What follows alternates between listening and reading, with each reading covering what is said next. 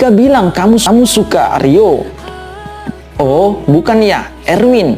Tiba-tiba Erwin bawa belanjaan yang dilupa Dea. Terjadilah cinta segi empat guys. Mereka saling tatap-tatapan. Esoknya Erwin bonceng pulang Dea si cewek cantik di kelasnya.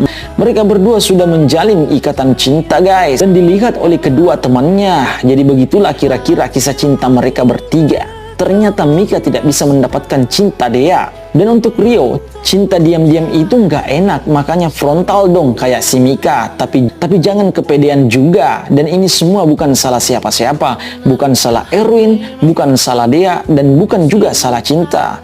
Cinta berhak memilih di mana dia akan berlabuh, dan cintanya Dea berlabuh ke Erwin. Dan gue berharap setelah kejadian ini pertemanan mereka bertiga akan terus berlanjut dan tidak jadi teman katanya. Wow, seru banget ya teman-teman. Sampai jumpa lagi di video selanjutnya. Oke.